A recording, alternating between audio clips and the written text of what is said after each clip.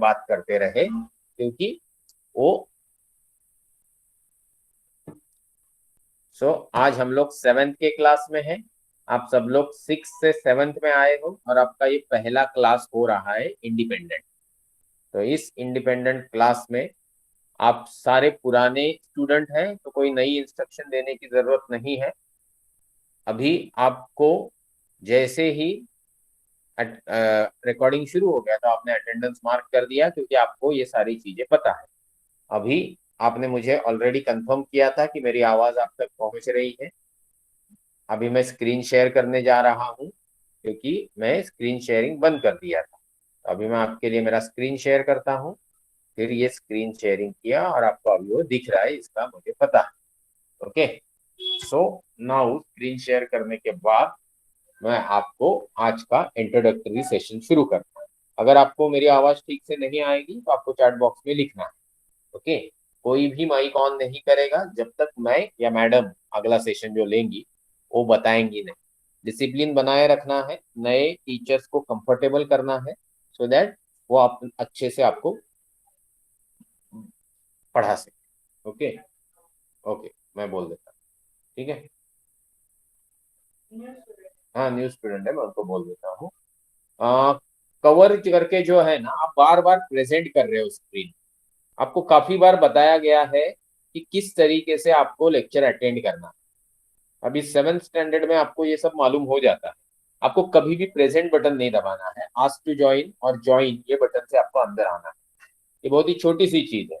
Online class में आप सब स्टूडेंट्स पेरेंट्स एक चीज पक्का समझ लो कि जब तक आप सिस्टम के हिसाब से नहीं चलोगे, आप खुद पढ़ाई में इंटरेस्ट नहीं लोगे, तो अगर अल्बर्ट आइंस्टाइन भी ऊपर से आके आपको पढ़ाए, या रामानुजन जी मैथमेटिक्स पढ़ाए, या सीवी रमन जी फिजिक्स पढ़ाए, होमी जहांगीर भाभा न्यूक्लियर साइंस पढ़ाए, तो भी आपके दिमाग में कभी बत्ती नहीं जलने वाली है। क्योंकि सिखाने वाले से ज्यादा इंपॉर्टेंट है सीखने वाले का इंटरेस्ट और डिसिप्लिन। ऑनलाइन क्लास में यही एक्सपेक्टेड है। फिर आपको मेरी बात बुरी लगती है तो आप क्लास छोड़ने के लिए फ्री है।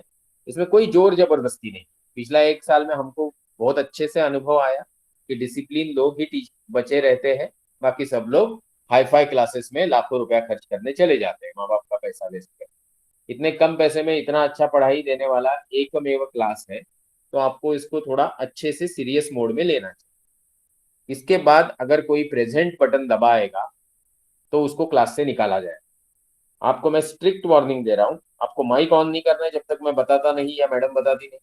और आपको प्रेजेंट बटन नहीं दबाना है, ज्वाइन और आस्क टू ज्वाइन से ही अंदर आना है। नेटवर्क का प्रॉब्लम है तो सुनने में आपको तकलीफ होगी। आप चैट बॉक्स में लिख सकते हो कि सर मुझे या मैडम मुझे आपकी आवाज ठीक से नहीं आ रही। बाकी स्टूडेंट उनको रिप्लाई करते हैं कि हमको अच्छे से आवाज आ रही है। तो आपके यहाँ का नेटवर्क प्रॉब्लम, कभी कभी मेरा भी नेटवर्क प्रॉब्लम रहता है, क्योंकि मैं भी गाँव में रहता हूँ। तो अभी मैं फिर से स्क्रीन प्रेजेंट करने जा रहा हूँ ताकि हमारा क्लास शुरू हो सके। तो let's go into the presentation. तो अभी प्रेजेंटेशन में मेरा ऑलरेडी ये आपके सामने था। आई होप कि मेरा आपको स्क्रीन दिख रहा है और आवाज भी आ रही है। तो हम 7th स्टैंडर्ड का पहला क्लास ऑनलाइन है जो सुनने जा रहे हैं। उद्देश्य यही है इस ऑनलाइन क्लास को अप्रैल में शुरू करने का, कि आपके पढ़ाई में कहीं भी ब्रेक न आए।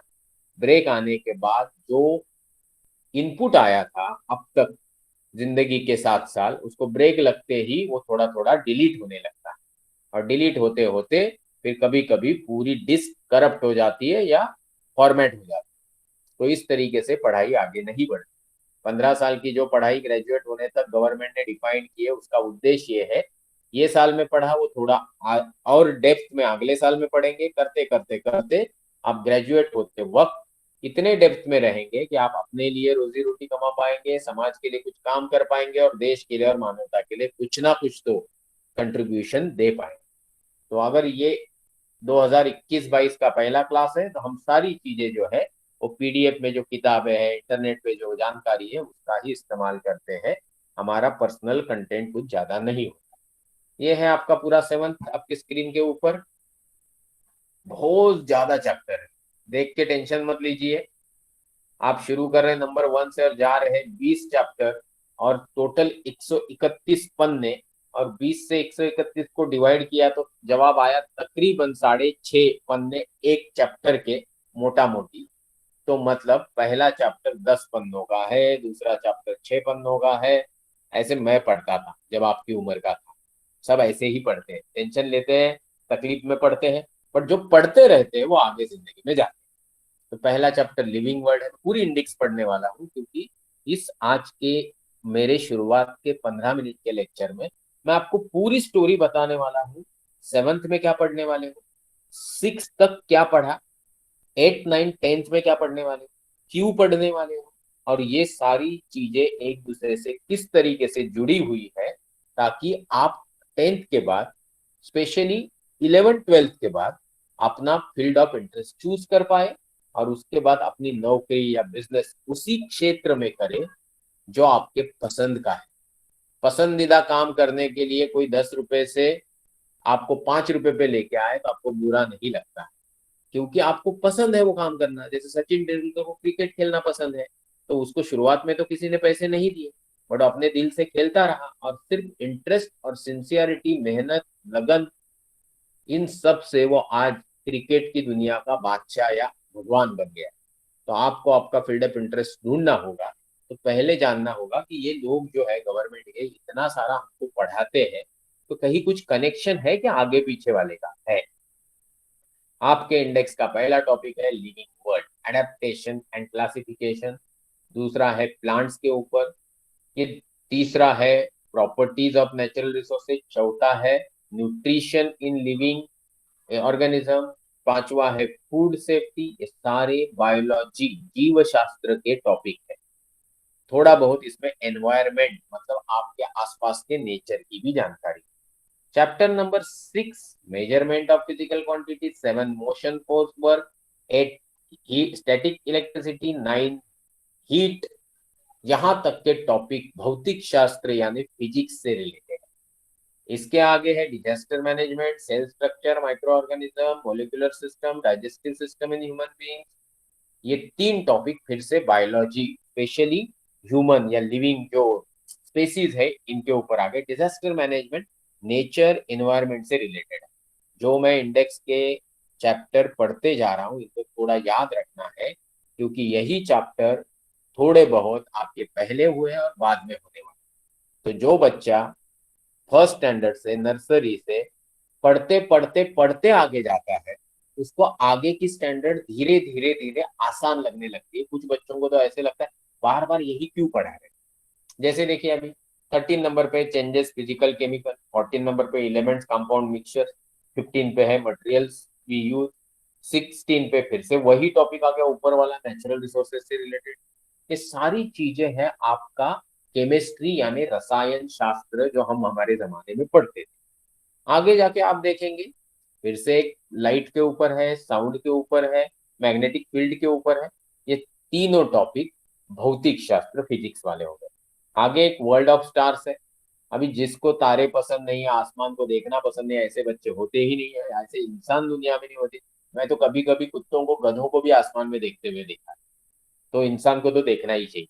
अगर आप एक समझदार इंसान हो तो पिछले साल हमने आपको अवसर दिया था कि मैंने जब ये टॉपिक 7वीं कक्षा का लिया था और आप 6th में थे, तो आपने मुझे ये पूरा चैप्टर पढ़ाते हुए सुना है। आपको मजा आया था, ऐसा आप उस वक्त बोले थे। अभी अगर आपकी राय चेंज हो गई है तो चैट बॉक्स में लिख दीजिए। तो ये हमने 7वीं स्टैंडर्ड पूरा खत्म कर लिया, चलो फटाफट फीस दे दे, ऐसा नहीं। 7वीं पढ़ लिया, अभी पढ़ते हैं कि पढ़ना क्यों है, कैसे। यहाँ का ये जो लिखा हुआ सेंटेंस है ये मैं हमेशा सबको सुनाता हूँ, जहां भी और जब भी जाता हूँ। Great teachers never try to be best teachers, they simply try to be the best in the student. Teacher great हो मतलब महान हो, टीचर बेस्ट हो मतलब बहुत अच्छा हो, या टीचर जो कोई हो, पढ़ाने वाले व्यक्ति का पहला कर्तव्य ये है कि स्टूडेंट के अंदर जो अच्छाई है और उसको जो पसंद चीजें है वो बाहर निकाल के लाए, ताकि उसको, उस बच्चे को भी फायदा हो, उसके पेरेंट्स को भी हो, समाज को भी, और पूरे दुनिया को उस बच्चे की अच्छाई का फायदा हो। अच्छाई मतलब इंटरेस्ट। सचिन तेंदुलकर क्रिकेट खेलता था, होमी जहांगीर बाहर रिसर्च करते थे, तो स्वामी विवेकानंद जी दुनिया भर में ज्ञान बांटते थे। तो आप समझ सकते हो। मेरी आवाज आ रही कि नहीं, मैं थोड़ा मैडम को पूछता हूँ, मेरी आवाज आ रही है? ओके।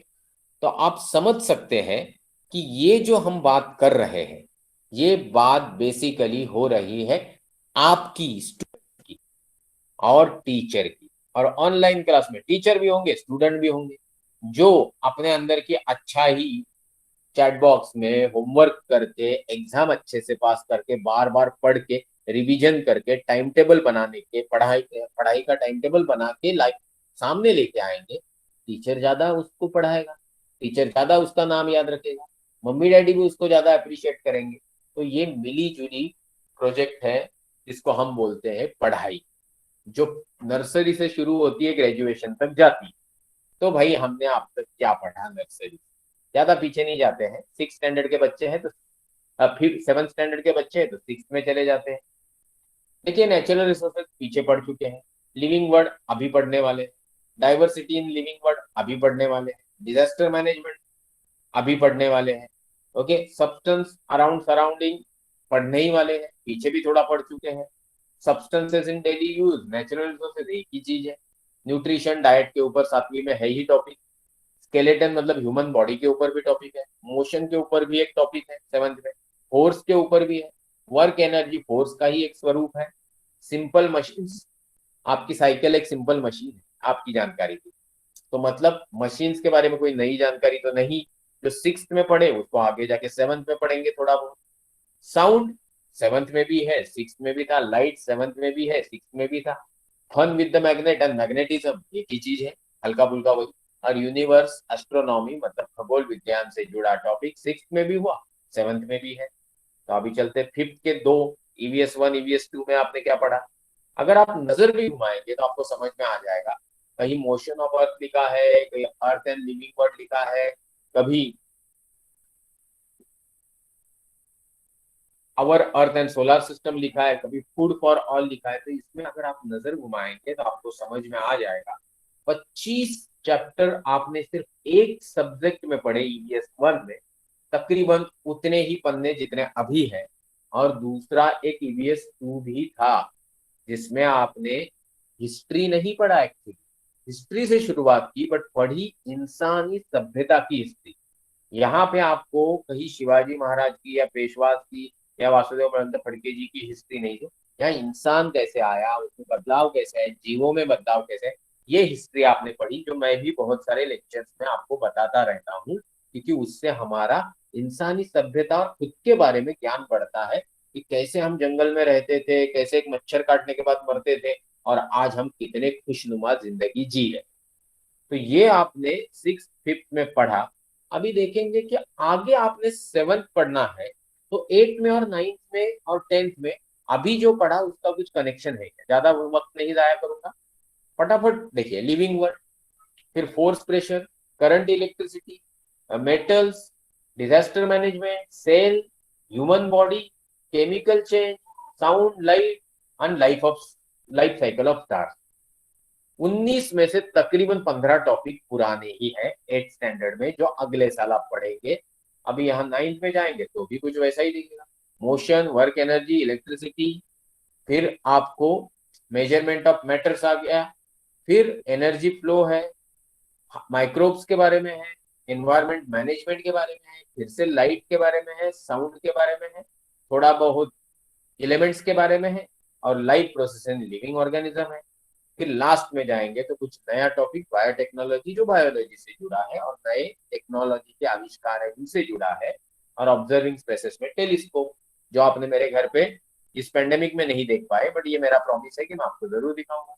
और ये है आपके जिंदगी का टर्निंग पॉइंट, ऐसे बोला जाता है। वहां भी मोटा मोटी वही टॉपिक है, बट आज से वो 3 साल आगे है, तो उसमें जाऊंगा ही नहीं। बट फिर भी दिखाना चाहूंगा कि कहीं ना कहीं आप यहाँ देखोगे कि वही टॉपिक बार बार रिपीट होते रहते हैं।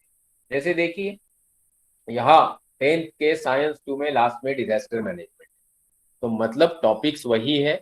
सातवीं में ध्यान देंगे तो दसवीं में जिंदगी आसान होगी। अभी आज मैं जो आपसे कुछ डिस्कस करने वाला हूँ, नर्सरी से लेके सेवन तक आप पहुंचे, अगले साल सेवन क्रॉस करेंगे, एट नाइन टेंथ पहुंचेंगे। अगर जिंदगी में आपने इतनी बार इतने सब्जेक्ट पढ़े, कभी मैथ्स पढ़ा, कभी सोशल साइंस पढ़ा, हिस्ट्री, ज्योग्राफी, सिविक्स, पॉलिटिक्स, और आपको 10th तक समझ में नहीं आया कि आपको हिस्ट्री पसंद है, कि ज्योग्राफी ज्यादा पसंद है, कि बाबा फिजिक्स वाले टॉपिक ज्यादा पसंद है, कि केमिस्ट्री वाले टॉपिक ज्यादा पसंद है, कि मैथमेटिक्स वाले पसंद है, कि आपको भाषण देना ज्यादा पसंद है, कि आपको रिपोर्ट बनाना या होमवर्क करना ज्यादा पसंद है। ये जब तक आपके दिमाग में 10वीं तक क्लियर नहीं होगा, आपको आगे की जिंदगी का डिसीजन लेना, आर्ट्स में जाना है, कॉमर्स में जाना है, साइंस में जाना है, डिप्लोमा में जाना है, कॉम्प्लिकेटेड हो जाएगा। तो यहाँ डिस्कशन में मैं सिर्फ इतना ही बोल रहा हूँ, साल भर में हमारे टीचर जब मेहनत लेते हैं तो टीचर की जिम्मेदारी है, बट स्टूडेंट्स की और पेरेंट की जिम्मेदारी है कि बार बार अपने बच्चे को चेक करे, बच्चा भी खुद को चेक करे कि भाई उसको पसंद क्या है पढ़ाई में। ये पढ़ाई वाली चीज जो उसका फील्ड ऑफ इंटरेस्ट है, जो पॉइंट नंबर 3 में लिखा है, वो आगे जाके उस बच्चे का प्रोफेशन बनेगा, तो कैंडिडेट का मतलब स्टूडेंट का फ्यूचर अच्छा बनेगा, जो हर माँ बाप हर टीचर चाहता है। पेरेंट और टीचर का इसमें क्या रोल है, इसके ऊपर अलग से एक मैं लेक्चर दूंगा इस साल में। और नई शिक्षा पॉलिसी के तहत आप आते हैं ग्रुप नंबर 3। जिंदगी के 5 साल नर्सरी से सेकंड तक चले गए, 3 साल थर्ड से फिफ्थ तक चले गए, 3 साल 6 to 8 का एक ग्रुप है, और अगला ग्रुप है 9 से 12 तक। 6 to 8 तक के इस ग्रुप को बहुत ध्यान देना है कि उनके स्पेशल पॉइंट्स क्या है पढ़ाई के मामले में। जब तक आप ये नहीं करोगे, तब तक आपको आपकी जिंदगी का सच्चा आनंद ढूंढने में तकलीफ होगी। और इसलिए मेरा या हमारे टीम का ये ऑनलाइन क्लास चलाने का उद्देश्य है कि आपके जिंदगी की हर वो यूजफुल चीज जो आपको पसंद है, उससे आप आपके जिंदगी में सबके लिए यूजफुल बने। जैसे किसी को खाना बनाना बहुत पसंद है, तो आज की डेट पे वो मम्मी की मदद कर सकता है, घर में एक यूजफुल व्यक्ति की तरह जिंदा रह सकता है। आगे जाके वो सपोज एक अच्छा शेफ बन गया, होटल मैनेजमेंट कर लिया, और आगे जाके किसी मर्चेंट नेवी वाले शिप पे या किसी 5 स्टार होटल में अच्छा जॉब कर रहा है, तो किसी भी एवरेज इंजीनियर से डबल या ट्रिपल तनख्वाह लेगा। इसके अलावा आनंद मिलेगा कि उसको जो पसंद है वो कर रहा है, ये अलग ही चीज है। तो इसलिए मैं यहाँ लिखा कि हमारे ऑनलाइन क्लास का इंटेंट है आपको एक अच्छी जिंदगी, खुश जिंदगी देने के लिए, आपको जिंदगी में सबके लिए यूजफुल बनाने के लिए, आपका फंडामेंटल एजुकेशन का स्ट्रॉन्ग करे, और आपका इंटरेस्ट आपके माँ बाप के साथ मिलके, आपके साथ मिलके ढूंढे। इसमें आपको हमारी मदद करनी पड़ेगी, नहीं तो ये हो नहीं सकता। यहाँ ये जो मैंने बहुत कुछ लिख के वाला वर्ड प्रेजेंट किया, इसका हेडलाइन हम पढ़ेंगे, स्टैंडर्ड 8 के जनरल साइंस का लर्निंग आउटकम। ये पूरी चीज हम टीचर्स को बोलते हैं आपको 10 बार पढ़ना है, क्योंकि स्टूडेंट को 2 बार तो पढ़ना है। क्योंकि ये 7वीं कक्षा में आप पढ़ के जब आगे 8वीं में जाएंगे, तो आपको क्या आउटपुट या क्या आपको आना चाहिए, है कि नहीं। जब मैं ज्वाइन किया ऑफिस, तो मेरी तनख्वाह थी 2600 रुपया, कुछ साल बाद हो गया 8000 रुपया, कुछ साल बाद हो गया 80 हजार रुपया। तो ऐसे फ्री में तो नहीं तनख्वाह बढ़ाएंगे ना, तनख्वाह बढ़ाएंगे तभी जब मैं कुछ चीजें सीख के आगे बढ़ूं, और नई नई चीजों का आविष्कार करूं, या मैं नई नई चीजों में मदद करूं काम करने वालों। आपको भी पढ़ाई में यही करना है, ये चीज मैं आपको पढ़ाऊंगा नहीं। अभी हम सीधा 7 के लिविंग वर्ड टॉपिक में जाएंगे, जिसका आगे का डिटेलिंग है कि एडेप्टेशन एंड क्लासिफिकेशन हम पढ़ेंगे। ये चीज आपको पढ़ाएंगी छाया मैडम, आज वो पढ़ाएंगी, हम ध्यान रखेंगे। बट मैं आपको एक समरी बता देता हूँ इस टॉपिक की, आपकी जानकारी के लिए। मैं जो भी एस्ट्रोनॉमी के ऊपर पहला टॉपिक लेता हूँ, ओरिजिन ऑफ यूनिवर्स, उस टॉपिक में हमेशा बोलता हूँ एक साइंटिस्ट का नाम, जिनका नाम है चार्ल्स डार्विन, जिन्होंने 5-6 साल पूरे दुनिया का चक्कर लगाया, और उनको समझ में आया कि भाई इंसानी सभ्यता हो, जीव जंतु हो, ये पेड़ पौधे हो, ये सब बदलते रहते हैं और माहौल के अनुसार ढलते रहते हैं। माहौल के अनुसार ढलते रहते हैं मतलब, जसं वातावरण असेल, जसं या परिस्थितीत तो जीव जन्माला आला, झाड फूल पान जन्माला आलं, त्या परिस्थितीनुसार ते स्वतःला तयार करतं किंवा स्वतःला वाचवण्यासाठी प्रयत्न करतं। जो वो प्लांट पौधा जो भी चीज अपने आप को बचाने के लिए खुद में बदलाव लाता है, इसको इंग्लिश में बोला जाता है इवोल्यूशन। हिंदी में बोला जाता है उत्क्रांति, मराठी में भी वही कहते हैं। तो ये जो उत्क्रांति की प्रक्रिया है, ये चलती है not on the survival of the fittest, it's the survival of the most adaptable species. जिंदगी का भी यही वसूल है। जो हट्टा कट्टा मोटा है वो जिंदा रहता है ऐसा नहीं, जो बहुत फिट है वो जिंदा रहता है ऐसा नहीं, जो एडजस्ट कर लेता है वो जिंदा रहता है। ये कोरोना को भी एप्लीकेबल है। सांस फूलने लगेगी तो आप बोलोगे नहीं मैं तो छोड़ूंगा नहीं, मैं तो कोशिश करते रहूंगा, तो आप रिकवर हो जाओ। आप अपने आप पे कंट्रोल करोगे, बोलेगा कि जरूरत है तभी मैं घर के बाहर जाऊंगा और मास्क पहनूंगा, तो आप बचे रहोगे। तो ये आप अडेप्ट हो रहे हैं नए जरूरतों। आप फालतूगिरी करोगे, डेढ़शाना बनोगे, गांव में घूमते रहोगे, तो आपको कोई ना कोई बीमारी हो जाएगी, फिर आपको तकलीफ होगी, आपका खर्चा होगा। तो ये यहाँ पे भी है, वहां पे भी है। अब अगर डेजर्ट में, मतलब ऐसे प्रदेश में जाओगे जहाँ पे गर्मी बहुत है, वहां पे पानी की कमी है, तो उस तरीके से पेड़ पौधे इंसान के पहराव दिखेंगे। बारिश वाली जगह जाओगे तो उस टाइप के, समुन्द्र वाली जगह जाओगे तो उस टाइप के, आइलैंड में रहने वाले लोग अलग से रहते हैं। अगर आप गए कश्मीर या स्विट्जरलैंड तो वहां के जीव जंतु पौधे अलग से दिखेंगे। ये सारी स्टोरी आपको ये चैप्टर में पढ़ाई जाएगी, एक जो 10 12 15 पन्ने है उसमें। इसको अगर आप इंटरेस्ट लेके सुनोगे, आपके आसपास में उसको महसूस करने की कोशिश करोगे, तो आपको पढ़ने में कोई प्रॉब्लम नहीं होगा, अच्छे मार्क्स लाने में भी प्रॉब्लम नहीं होगा, बड़ी बड़ी कम्पिटेटिव एग्जाम क्रैक करने में भी कुछ प्रॉब्लम नहीं होगा। स्टेट गवर्नमेंट में जो पढ़ाया जाता है उसका ही थोड़ा प्लस माइनस सीबीएसई में, आईसीएसई में पढ़ाया जाता है। गवर्नमेंट स्कूल की फीस रहती है टेंडिंग टू जीरो। सीबीएसई की फीस रहती है कुछ हजार, 10,000, 12,000, 15,000। आईसीएसई की फीस रहती है 50,000, 60,000, 70,000। कहीं भी जाओगे तो वहां से अल्बर्ट आइंस्टाइन बाहर नहीं पड़ता है जब तक अल्बर्ट आइंस्टाइन खुद पढ़ाई नहीं करेगा और माँ बाप उसके ऊपर ध्यान नहीं रखेंगे।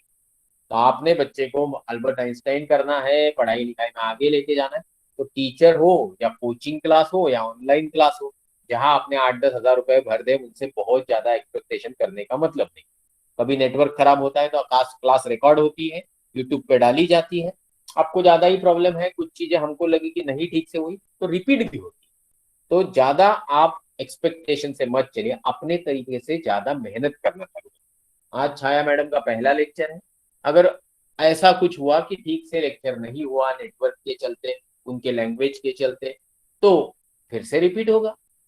अप्रैल मई में क्लास शुरू करने का मतलब यही है कि जो जरूरत की चीजें हैं वो रिपीट होंगी। तो अभी यहाँ मैंने जो बहुत सारी बातें बताई वो मैं यहाँ रोक देता हूँ। तकरीबन 25 मिनट मैंने लिए, अगले 15 20 से लेके आधा घंटा या 35 मिनट्स पढ़ाने की जिम्मेदारी छाया मैडम की है। मैं क्लास में प्रेजेंट हूँ। कोई भी कुछ भी मस्ती करेगा, इट इज नॉट एक्सेप्टेबल, क्योंकि इस तरीके की चीजें मुझे खुद को ही पसंद नहीं। Discipline is the first. तो डिसिप्लिन के चलते मैडम से मैं रिक्वेस्ट करूंगा कि मैं मेरा माइक ऑफ कर रहा हूँ। अब अपनी किताब प्रेजेंट करिए, और बच्चों को कुछ भी पूछना है तो मोबाइल में चैट बॉक्स में जाके उनके सवाल देखने हैं, जैसे मैं अभी देखने वाला हूँ कि मेरे लिए कुछ सवाल इन्होंने डाले थे क्या। तो यहाँ पे किसी ने भी कोई भी सवाल नहीं डाला। ओके, सबने सिर्फ मेरा स्क्रीन दिख रहा है कि नहीं, माई आवाज आ रही है कि नहीं, और अटेंडेंस मार्क किया है। तो धीरे धीरे ये बच्चे मास्टर हो गए हैं कि कैसे ऑनलाइन क्लास अटेंड करना। जो लोग नए हैं वो थोड़ा सीखें। और teacher Chhaya madam, please switch on your mic, present your screen, I will be present in class for you till you finish the class. Please continue. Okay sir, thank you sir. Thank you hello madam. बच्चों,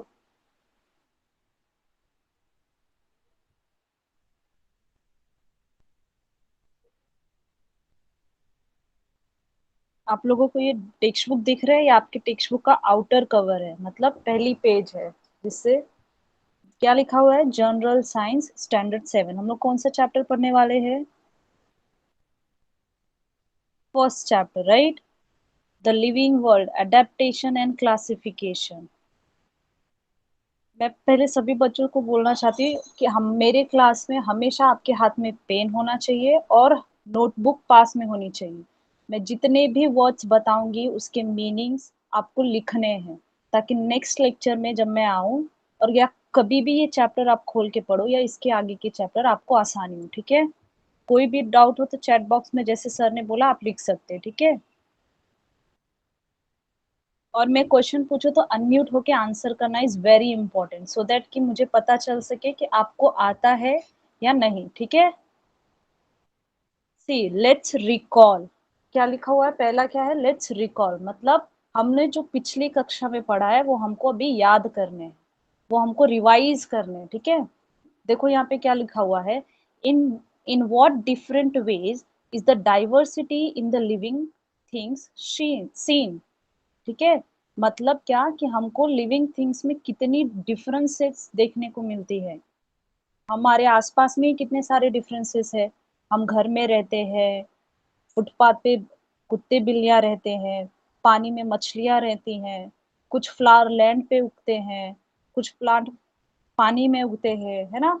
ऐसे the great variety of plant is found on the earth, इसका मतलब कि बहुत सारी different kind of plant देखने को मिलते हैं हमको, है ना। पहले जैसे कि हमको छोटे छोटे प्लांट देखने को मिलते हैं, कुछ बड़े प्लांट देखने को मिलते हैं, कुछ कलरफुल प्लांट देखने को मिलते हैं, राइट।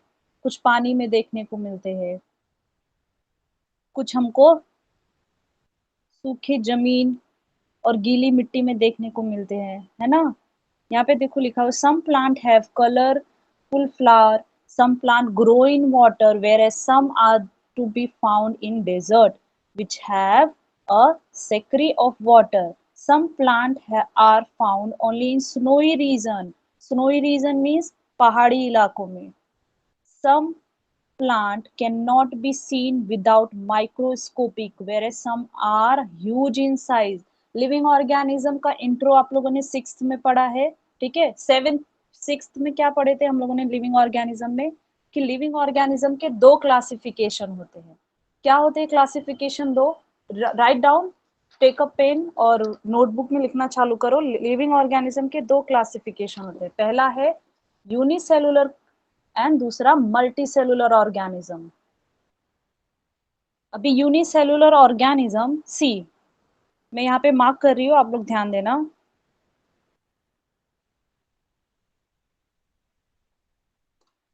सी यहाँ पे लिखा हुआ है यूनिसेलुलर ऑर्गेनिज्म,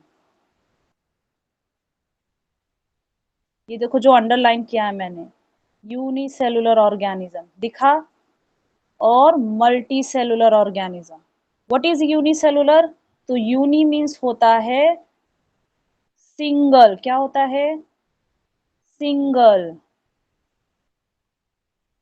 सिंगल या फिर वन सेल से बना हुआ, ठीक है। यूनि, देखो ये वर्ड को डिफरेंशिएट करने का, कभी भी साइंस में कोई भी टर्म्स पढ़ने से पहले उसको दो हिस्सों में डिवाइड कर देना चाहिए। तो यूनिसेलुलर में पढ़ रही हूँ, तो यूनि में, यूनिसेलुलर में मैं यूनि को अलग कर रही हूँ और सेलुलर को अलग, तो uni cellular, uni means single, cellular means cell. Write down on the book, living organism लिखा, उसको टेबुलर फॉर्म में बनाओ। टेबुलर फॉर्म रुको मैं बताती हूँ कैसे।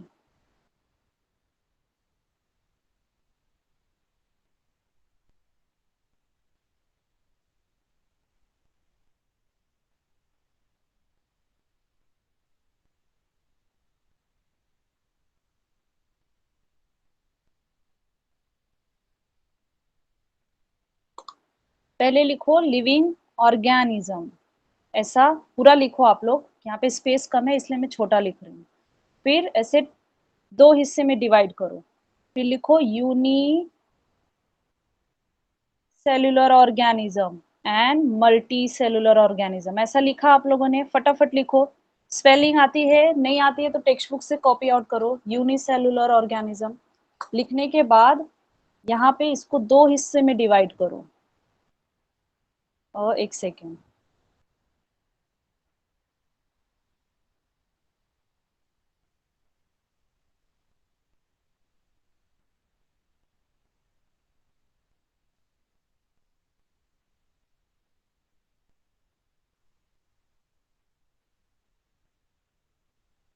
यहाँ पे लिखो यूनी और डैश करके लिखो वन, किसकी बात हो रही है, वन की बात हो रही है। और यहाँ पे लिखो सेल्यूलर, और सेल्यूलर इक्वल्स टू करके लिखो सेल, समझा।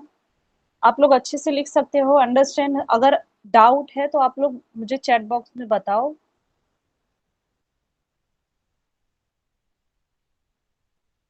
ऐसे लिखो, यूनि मीन्स क्या होता है, one, cellular means cell, okay.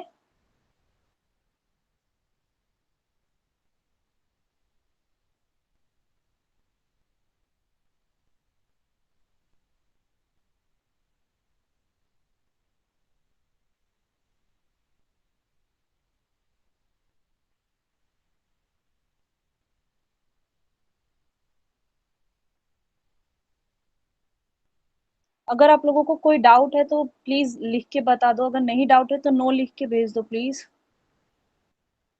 तो मुझे समझे। ओके।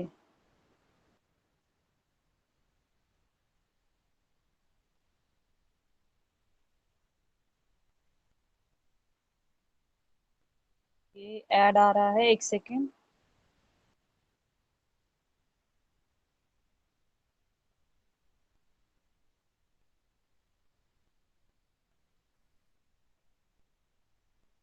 ये लिविंग ऑर्गेनिज्म है। लिविंग ऑर्गेनिज्म को दो पार्ट में डिवाइड किया गया है। ऑलवेज रिमेम्बर, लिविंग ऑर्गेनिज्म के दो हिस्से होते हैं, एक यूनिसेलुलर होता है, एक मल्टी सेलुलर होता है। यूनिसेलुलर मीन्स, यूनि को मैंने डिवाइड किया है, यूनि मीन्स होता है वन, सेलुलर मीन्स होता है सेल। तो वो ऑर्गेनिज्म जो एक सेल से बने हुए हैं, सिंगल सेल कंटेन करते हैं, हम उसको बोलते हैं यूनिसेलुलर ऑर्गेनिज्म, ओके। ये यूनिसेलुलर ऑर्गेनिज्म जो हमें हमारी छोटी आंखों से दिखते ही नहीं है, उसके लिए हमको किसकी जरूरत होती है, माइक्रोस्कोप। माइक्रोस्कोप की जरूरत होती है। माइक्रोस्कोप मीन्स व्हाट, जैसे हम कैमरे में जूम आउट करके देखते हैं, है ना, जूम आउट करते हैं ना चीजों को, वैसे ही एक ऐसा मशीन जो चीजों को जूम आउट करके हमें दिखाता है, तो यूनिसेलुलर को जूम आउट करके दिखाने वाली मशीन को बोलते हैं माइक्रोस्कोप, ठीक है। तो वही आपकी टेक्स्ट बुक में लिखा हुआ है। अभी मल्टी सेलुलर है ये, तो मल्टी सेलुलर, एक सेकेंड, हाँ।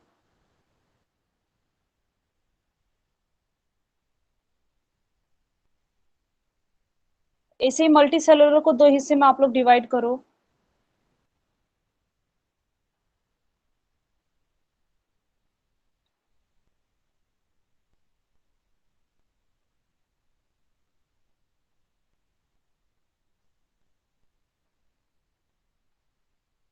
तो मल्टी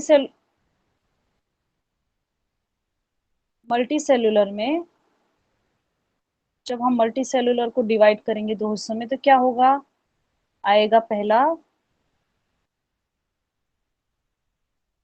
मल्टी। मल्टी मीन्स क्या होता है, हम लोग बोलते हैं ना multiply, multi means more than.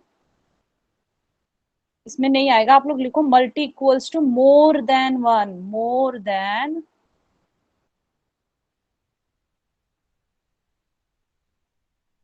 One, मतलब वो लिविंग ऑर्गेनिज्म जो एक से ज्यादा सेल कंसिस्ट करता है, समझा। That is known as multi cellular organism. और सेलुलर मीन्स तो हमको पता ही है क्या होता है, सेल। सेलुलर मीन्स सेल, यहाँ पे आप लिख लेना, पहले में जैसे लिखाया था वैसे लिख लेना, राइट। अभी मल्टी सेलुलर को देखने के लिए किसी स्कोप की जरूरत है, मुझे देखने के लिए या आप खुद को देखने के लिए, मम्मी पापा को देखने के लिए, किसी प्लांट को देखने के लिए आपको किसी स्कोप की जरूरत पड़ती है, नहीं ना। क्यों नहीं पड़ती है, क्योंकि वो मल्टी सेलुलर ऑर्गेनिज्म होते हैं, राइट। अभी यहाँ पे आ जाओ टेक्स्ट बुक में, सेकेंड वन देखो, सेकेंड वर्ड देखो क्या दिया हुआ है, very important word, okay. The word is, यहाँ पे देखो क्या लिखा हुआ है जो मैंने अभी तक पढ़ाया। Some plant are found only in snowy region, okay, ये क्लियर है। Some plant can not be seen without microscope. क्यों नहीं देख सकते, क्योंकि वो यूनिसेलुलर होते हैं। Unicellular means a single cell, और सेल हमेशा सिंगल सेल को हम अपनी आंखों से नहीं देख सकते क्योंकि वो बहुत छोटे होते हैं जो हमारी आंखों से नहीं दिखते, ठीक है। तो वही एग्जांपल में दिया हुआ है, whereas some are huge in size. Huge in size मतलब किसकी बात कर रहे हैं? मल्टी सेलुलर लिविंग ऑर्गेनिज्म की बात कर रहे हैं, समझा। See, like plant, animal to show diversity. Some are unicellular and other are multicellular. समझा। देखो, some are vertebrate whereas other are invertebrate. कोई मुझे vertebrates और invertebrates का मतलब बताएगा? लिख के भेजो आप लोग।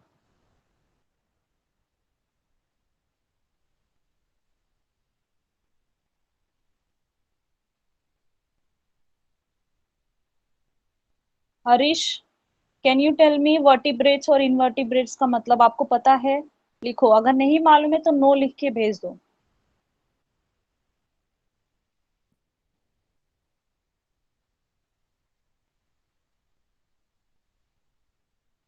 Very good Savita, Deepali. Okay Harsh, देखो मैं बताती हूँ वर्टिब्रेट्स मीन्स क्या होते हैं।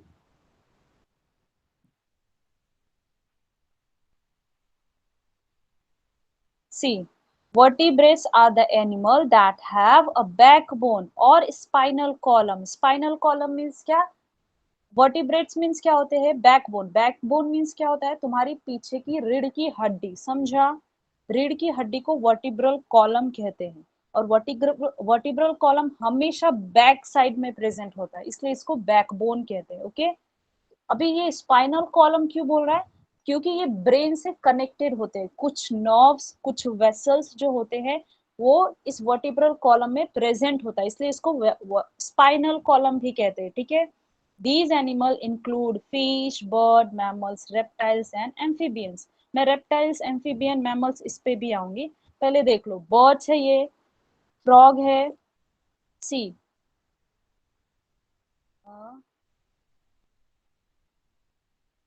ये lizard है, इधर इसका बैकबोन प्रेजेंट रहेगा। ये लायन है, लियोपोड, इसका बैकबोन यहाँ पे प्रेजेंट रहेगा। दिस, ये बैकबोन प्रेजेंट रहेगा, यहाँ पे इसका बैकबोन होगा। फिश का मिडल में एक ही कांटे होते, पता है, एक ही बोन होता है फिश में, दैट इज वर्टिब्रल कॉलम, ठीक है, बैकबोन होता है। These are the example of vertebrates. आप लोग बुक में लिखो, हेडिंग डालो वर्टिब्रेट्स, हेडिंग डालो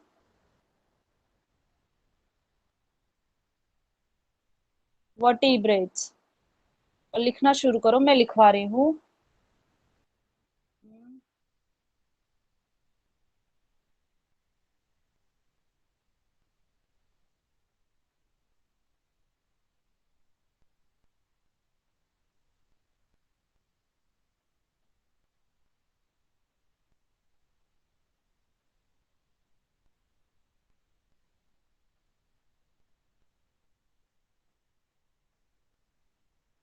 लिखो, हेडिंग डालो vertebrates,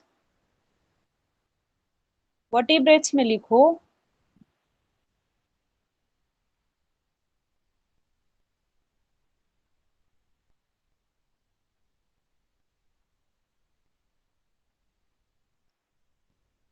the living organism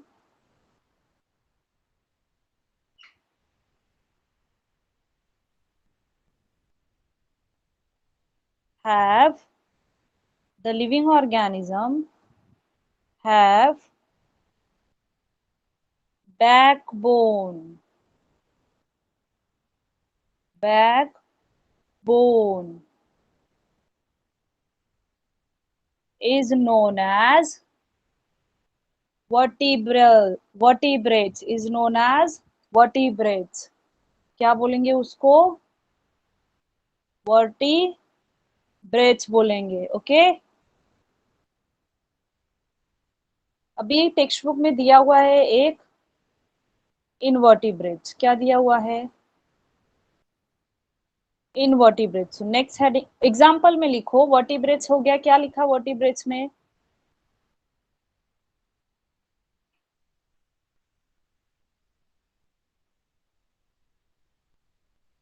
vertebrates में क्या लिखा आप लोगों ने? The living organism have backbone, right. Example में लिखो ह्यूमन बीइंग्स कॉमा बर्ड्स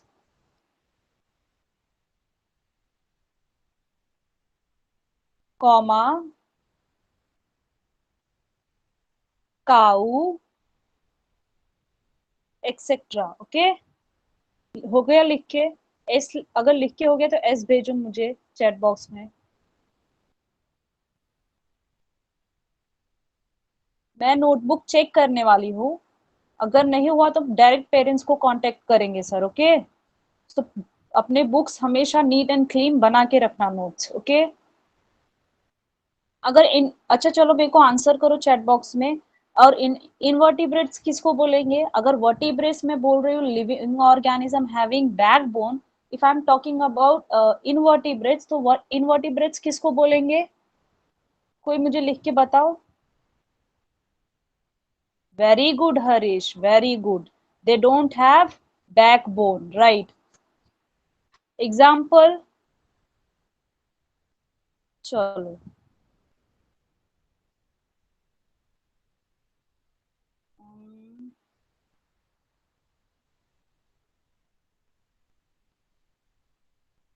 चलो ये देखो एग्जांपल्स है ये सारे लिविंग ऑर्गेनिज्म में बोन्स दिख रहे हैं, बोन्स नाम की कोई स्ट्रक्चर नहीं है ना। जैसे ये ऑर्थोपो, अच्छा है। अच्छा ये देखो, ये स्टार फिश है, स्टार फिश के पास बैकबोन होंगे? हाँ, ये नाम ऊपर का छोड़ दो, ये हमारे काम का नहीं है।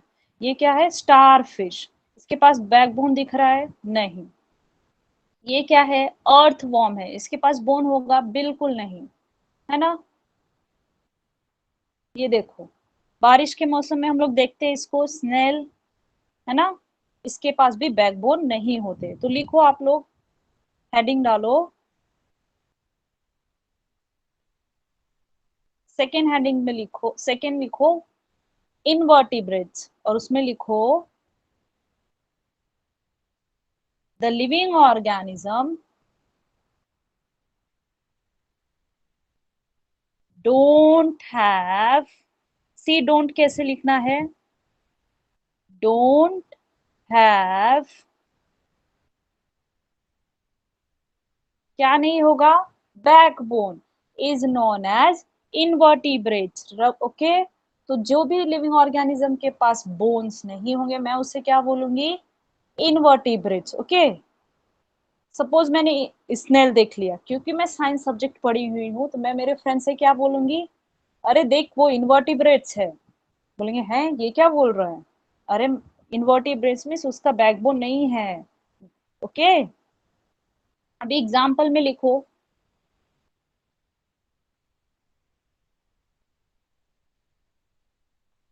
एग्जाम्पल में क्या लिखेंगे आप?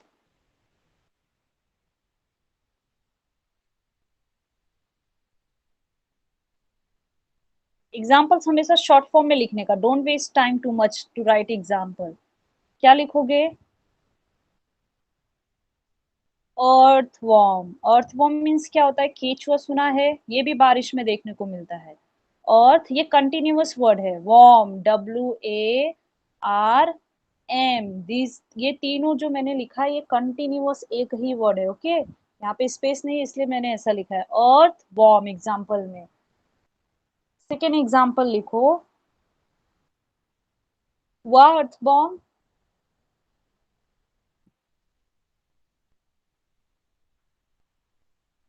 सेकेंड एग्जाम्पल, सेकेंड एग्जाम्पल में क्या लिखेंगे? Starfish. कहाँ देखने को मिलती है ये? मोस्टली सी, इसको शी फिश भी बोलते हैं, शीज वगैरह में, ओशंस में। ओके, स्टार फिश हो गया, etcetera. Now come to the textbook. अभी लिखा हुआ है, मैं वापस से रिपीट करती हूँ। हाँ, some are vertebrates whereas others are invertebrate. समझा किसकी बात हो रही है? क्या बोल रहे हैं टेक्स्ट बुक्स में? कि कुछ लिविंग ऑर्गेनिज्म यूनिसेलुलर होते हैं, कुछ मल्टी सेलुलर होते हैं। और कुछ क्या होते हैं, वर्टिब्रेट्स होते हैं, जिसके पास क्या होता है, बैकबोन होता है, जो अपने पैरों पे खड़े हो सकते हैं, जो चल सकते हैं। हम ह्यूमन बींग्स क्या है, हम वर्टिब्रेट्स है। ऑलवेज रिमेम्बर, वर्टिब्रेट्स का कॉमन एग्जांपल हमेशा ह्यूमन बींग डाल देने का, समझा। Whereas other as invertebrates. और कुछ लिविंग ऑर्गेनिज्म क्या होते हैं, इनवर्टिब्रेट्स होते हैं। तो हमको लिविंग ऑर्गेनिज्म में चार चीजें पता चली। पहला लिविंग ऑर्गेनिज्म कैसा होता है, यूनिसेलुलर होता है, जो हमारी आंखों से नहीं दिखता। उसके लिए हमें किसकी जरूरत होती है, माइक्रोस्कोप की। दूसरे मल्टी सेलुलर होते हैं। और क्या पता चला कि ये जो मल्टी सेलुलर ऑर्गेनिज्म होते हैं, वो या तो वर्टिब्रेट्स होंगे या तो इनवर्टिब्रेट्स होंगे, ऐसा कुछ हमको पता चला, समझा। इनवर्टिब्रेट होंगे तो क्या होगा, उनके पास बैकबोन नहीं होगा। Okay, now this world is full with a variety of animals, right? Where ये तो हमको पता ही है। देखो, some are aquatic, aquatic means क्या होता है, कोई मुझे चैट बॉक्स में बताएगा aquatic means क्या होता है।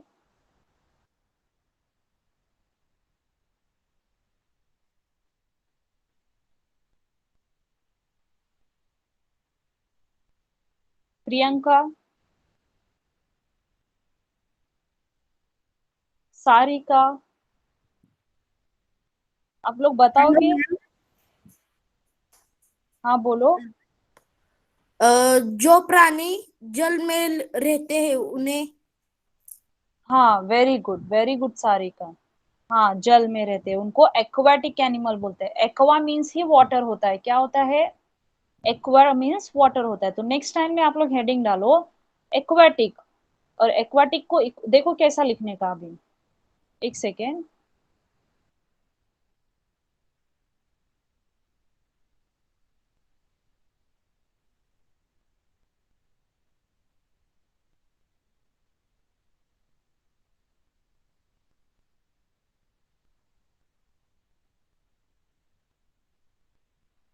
एक्वाटिक एनिमल लिखने के बाद इसको भी ऐसा लिखने का, इट्स बिलोंग्स टू एक्वा। और एक्वा मीन्स क्या होता है, वाटर। ऐसा एरो करके फटाफट लिख लो आप लोग नोटबुक में। तो एक्वा मीन्स क्या होता है, वाटर। तो अपने को क्या समझ में आएगा अगर मैं बोलूं एक्वेटिक एनिमल, तो जो एनिमल वाटर में रहते हैं, है ना।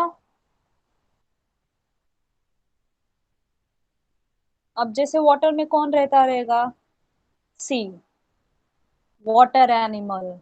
दिख रहे हैं, ये सारे डिफरेंट वैरायटीज ऑफ एनिमल्स है जो कहाँ रहते हैं, वाटर में रहते हैं, है ना। डॉल्फिन, शार्क, स्टारफिश, है ना, क्रैब, क्रोकोडाइल, सी लॉयन, सी, जेलीफिश। ये सारे एग्जाम्पल आएंगे। तो एक्वेटिक एनिमल में एग्जाम्पल में लिखो आप लोग। आप लोगों ने एक्वा का मीनिंग लिखा या बाकी रह गया, मैंने जल्दी इरेज कर दिया, मुझे चैट बॉक्स में बताओ हाँ या ना। Okay good. चलो एग्जाम्पल में लिखो, एक्वा में फिश,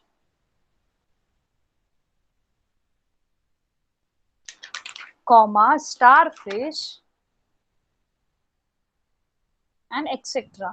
अपने को एक्वेटिक बोला तो समझ में आ गया, अभी वी आर स्मार्टर देन। अब भी हमको पता चल गया कि एक्वेटिक एनिमल की बात होगी, एक्वा मीन्स वाटर होता है। तो एक्वेटिक मीन्स पानी में रहने वाले सारे जीव जंतु के नाम हमको पता है ना। फिश, स्टार फिश, फिर क्रैब, स्नैक्स भी स्टार इसमें आते हैं। देन कुछ प्लांट्स भी पानी में पाए जाते हैं। फॉर एग्जाम्पल, कोई मुझे प्लांट्स के नाम बताएगा, कौन से प्लांट्स पानी में पाए जाते हैं। Plants are also living organism, right. तो कौन से प्लांट्स हमको पानी में मिलते हैं, बहुत कम। Very good, lotus plant, wow Deepali, very good, well done. Yes, lotus. चलो आप लोगों को पता है। दूसरे टेक्स्ट बुक्स में दिए है अपने को, क्या दिया हुआ है, सी, एनिमल। देखो, this world is full of a variety of animal. तो एक्वाटिक लिखा, अपने को एक्वाटिक पता चल गया। नाउ सेकेंड टर्म दिया वो terrestrial. What is mean by terrestrial? तो टेरेस्ट्रियल मीन्स होता है लैंड. किसकी बात कर रहे हैं? तो लैंड पे रहने वाले ऑर्गेनिज्म की बात हो रही है.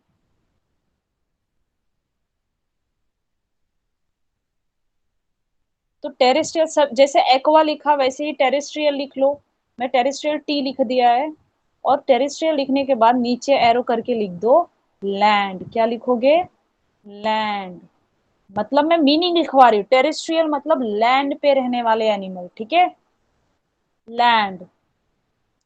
टेरेस्ट्रियल लिखो, देन अंडरलाइन करो, एरो बनाओ और लैंड लिख दो. एंड एग्जाम्पल में लिख दो लैंड पे कौन कौन रहता है. तो अपने को एग्जाम्पल में लिख दो लैंड पे कौन कौन रहता है. चलो अभी रिकॉल करो आप लोग.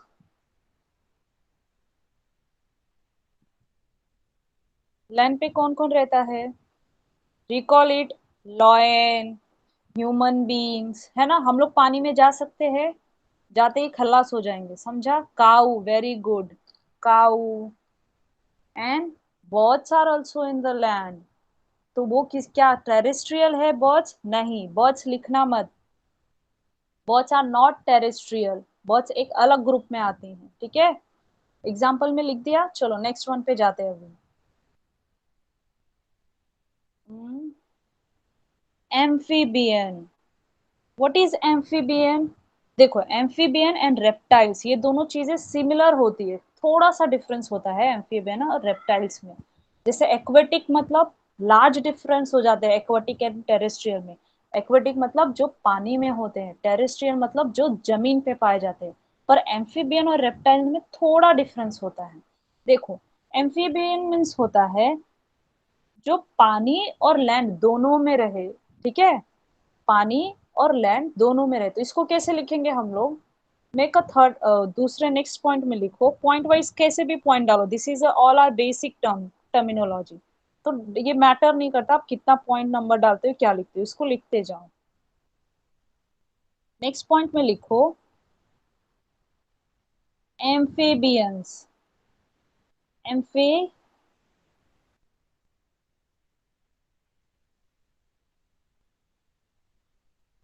ये आई है.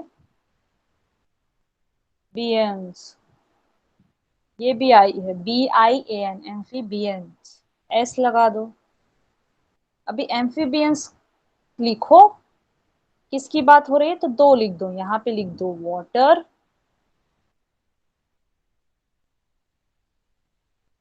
और यहाँ पे लिख दो लैंड. इससे समझ में आ जाएगा कि वो एम्फीबियन ऑर्गन्स, वो लिविंग ऑर्गेनिज्म जो वाटर और लैंड दोनों जगह पे सर्वाइव कर सकते हैं. यहाँ पे सर्वाइवल फैक्टर की बात होती है. सर्वाइवल फैक्टर मतलब वो जो एम्फीबियन मतलब क्या, जो सिर्फ पानी में जिंदा रहते हैं. टेरेस्ट्रियल मतलब क्या, जो सिर्फ जमीन पर ही जिंदा रह सकते हैं. ठीक है. दैट इज उसको हम सर्वाइवल फैक्टर बोलते हैं. ये जो लिविंग ऑर्गेनिज्म का क्लासिफिकेशन फॉर है that is on the basis of survival factor. Survival factor मतलब वो जिंदा कहाँ पे रहते हैं, कौन से इन्वायरमेंटल फैक्टर पे डिपेंड करता है उनका जिंदा रहना. ठीक है. तो ऐसे ही एम्फीबियन पानी में भी जिंदा रह सकते हैं और लैंड पे भी जिंदा रह सकते हैं. ये हो गया डन. Now examples. एग्जाम्पल्स में क्या? हाँ right. Right Priyanka. Frog. Right. Frog. Crocodile. Very good. Smart बच्चा लोग. Write down the example.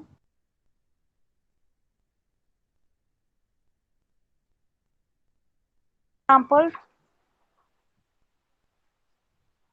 Okay तीनों एग्जाम्पल लिख लो. क्रैब. राइट.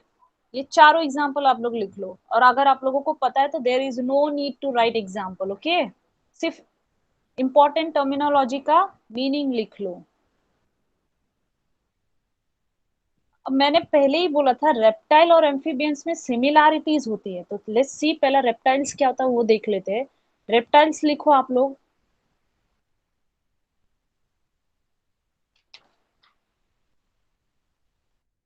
लिखा रेप्टाइल्स जैसे मैं नेक्स्ट पॉइंट में लिखवा रही थी. Should I no need to write it? Okay,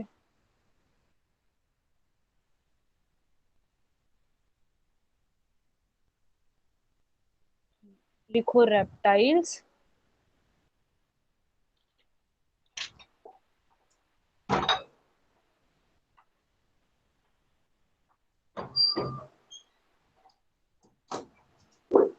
reptiles क्या होते हैं? जो लैंड पे रहते हैं सिर्फ। समझा? पर ये अभी इसमें सिमिलैरिटीज क्या है? सिमिलैरिटीज ये है कि जो रेप्टाइल्स है वो एम्फीबियन जैसे दिखते हैं स्ट्रक्चरली, थोड़ा मेल जोल है उनका। समझ में आया? मैं दिखाती हूँ, डायग्राम आपको दिखाती हूँ। एक सेकेंड, हाँ, वेट।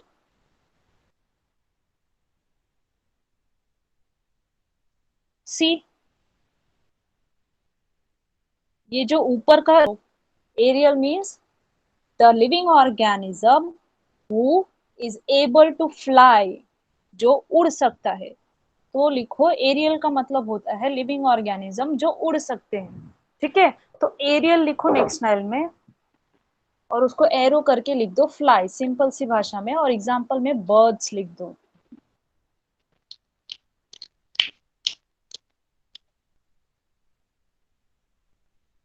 हो गए लिख के? एरियल,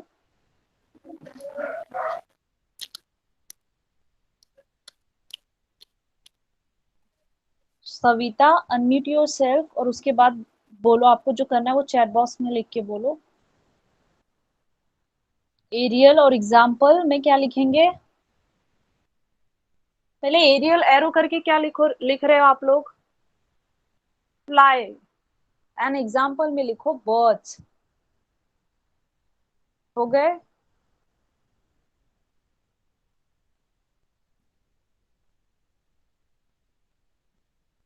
सी एक्सेट्रा। अभी the observation give rise to the question, how did this great diversity come into being? ये हमें देखने को कैसे मिलते हैं इतनी सारी वैरायटीज? तभी आप ये पैराग्राफ पढ़ोगे, रीडिंग करोगे तो आपको समझ में आएगा, क्योंकि एक एक वर्ड्स के मीनिंग मिल चुके हैं ना। तभी मैं फटाफट इंग्लिश में रीडिंग करती हूँ एक बार, ताकि कॉन्सेप्ट वाइज ब्रेन में फिट होते जाए, है ना।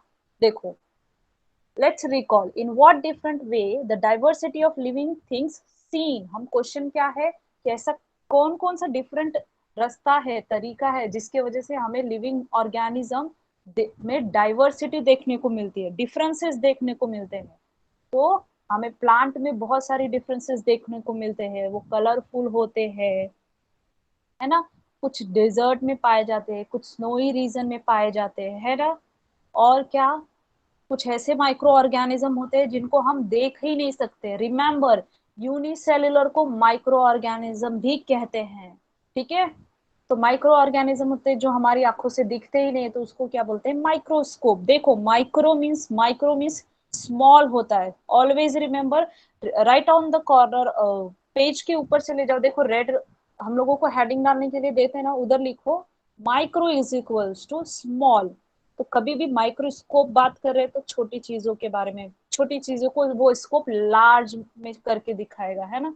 इसे माइक्रो ऑर्गेनिज्म लगा दिया तो मैं छोटे जीव जंतु की बात कर रही हूँ, है ना। लिख लो फटाफट, यूनिसेलुलर और मल्टीसेलुलर। देन हमने क्या देखा? Vertebrates, invertebrates. This world is fulfilled the varieties of animal like aquatic, terrestrial, amphibian, reptiles, aerials, है ना। The observation give rise to the question, इतनी सारी वैरायटीज देखने को कैसे मिलती है ना। मुझे कोई, Chaya madam, yes ma'am. this is Vaishali Takle. Yeah. Yes, So we'll stop here today. If you have concluded that paragraph, I think you have concluded. So we'll yes. stop here today. It's already 9 बज चुके हैं. तो या so students, आता मॅडमचा class इथे संपवतोय आपण. तुमचा वेळ पण संपलेला आहे. ओके. एंड देन आपको फीडबॅक भेजना है मेरे नंबर पे. तुम्हाला सगळ्यांना फीडबॅक पाठवायचा आहे माझ्या नंबरवर की तुम्हाला हा क्लास कसा वाटला. Okay. So Now you all can leave the class. Madam, you also can leave the class. We will talk tomorrow. Okay? Okay, ma'am. Bye, ma'am. Thank you, बच्चों. Yeah, Bye. yeah. Bye.